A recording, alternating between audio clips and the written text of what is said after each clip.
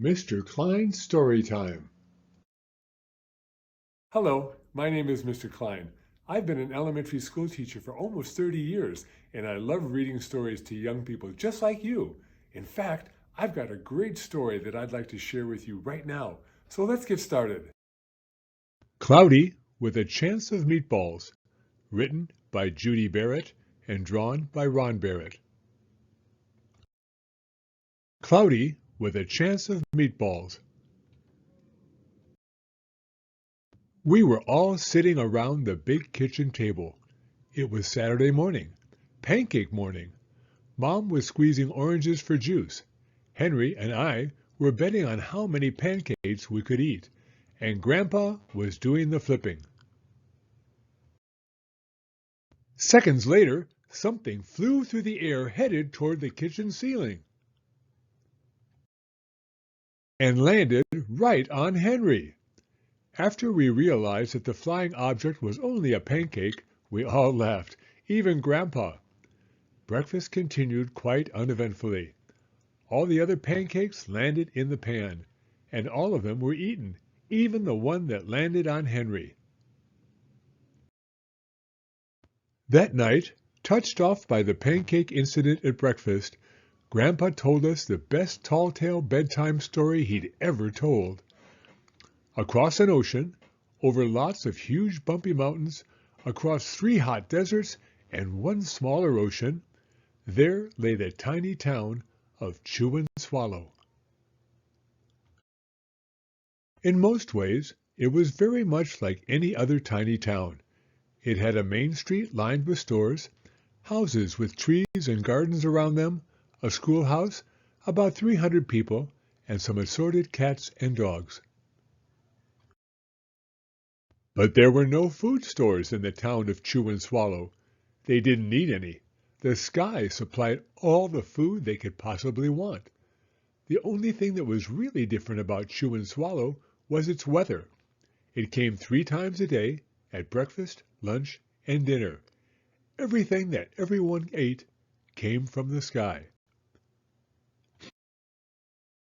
Whatever the weather served, that was what they ate. But it never rained rain, it never snowed snowed, and it never blew just wind. It rained things like soup and juice. It snowed mashed potatoes and green peas, and sometimes the wind blew in storms of hamburgers. The people could watch the weather report on television in the morning, and they would even hear a prediction for the next day's food. When the townspeople went outside, they carried their plates, cups, glasses, forks, spoons, knives, and napkins with them. That way, they would always be prepared for any kind of weather. If there were leftovers, and there usually were, the people took them home and put them in their refrigerators in case they got hungry between meals. The menu varied. By the time they woke up in the morning, breakfast was coming down. After a brief shower of orange juice, low clouds of sunny-side-up eggs moved in, followed by pieces of toast. Butter and jelly sprinkled down for the toast, and most of the time it rained milk afterwards. For lunch one day, frankfurters, already in their rolls, blew in from the northwest at about 5 miles an hour. There were mustard clouds nearby. Then the wind shifted to the east and brought in baked beans. A drizzle of soda finished off the meal.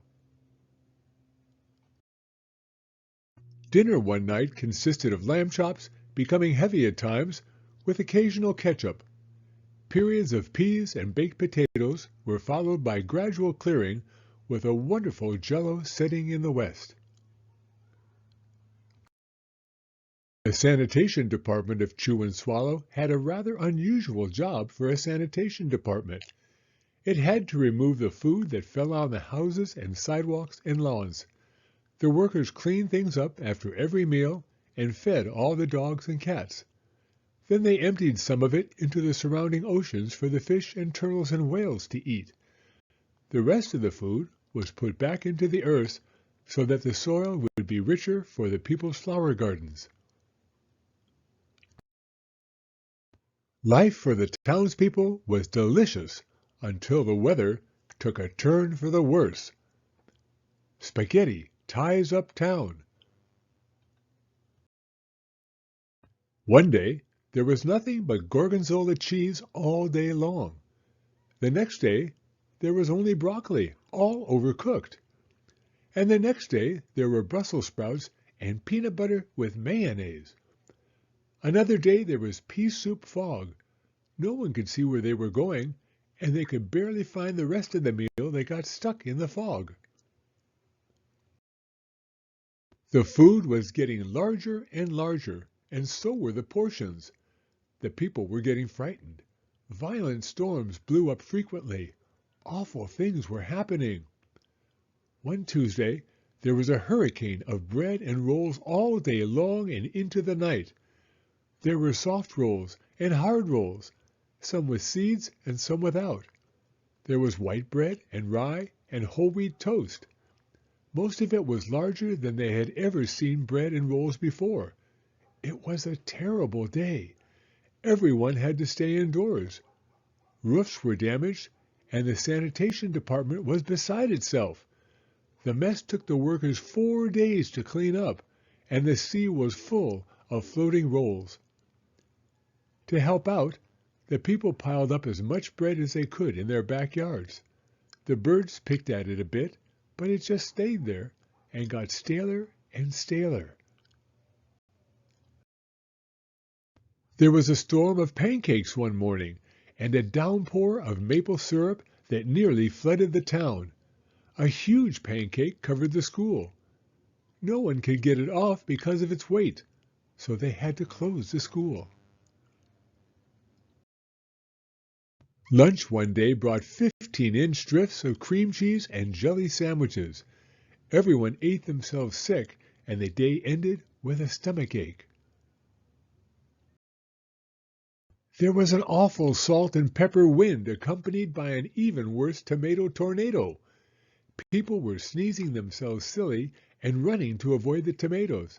The town was a mess. There were seeds and pulp everywhere. The sanitation department gave up. The job was too big. Everyone feared for their lives. They couldn't go outside most of the time. Many houses had been badly damaged by giant meatballs. Stores were boarded up, and there was no more school for the children. So a decision was made to abandon the town of Chewandswallow. It was a matter of survival. The people glued together the giant pieces of stale bread sandwich style with peanut butter, took the absolute necessities with them, and set sail on their rafts for a new land. After being afloat for a week, they finally reached a small coastal town which welcomed them. The bread had held up surprisingly well enough for them to build temporary houses for themselves out of it. The children began school again, and the adults all tried to find places for themselves in the new land. The biggest change they had to make was getting used to buying food at a supermarket. They found it odd that the food was kept on shelves, packaged in boxes, cans, and bottles. Meat that had to be cooked was kept in large refrigerators. Nothing came down from the sky except rain and snow. The clouds above their heads were not made of fried eggs. No one ever got hit by a hamburger again. And nobody dared to go back to Chewandswallow to find out what had happened to it. They were too afraid.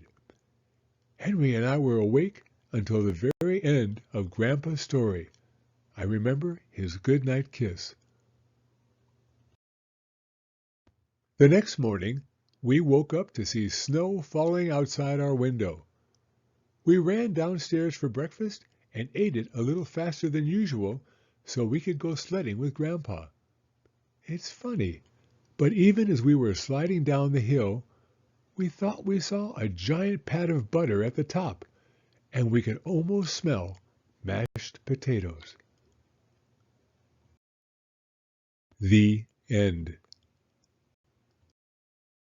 Thank you for coming to Storytime. If you like this video, please give it a thumbs up. I read new stories every week, so be sure to hit the subscribe button if you'd like to hear another one.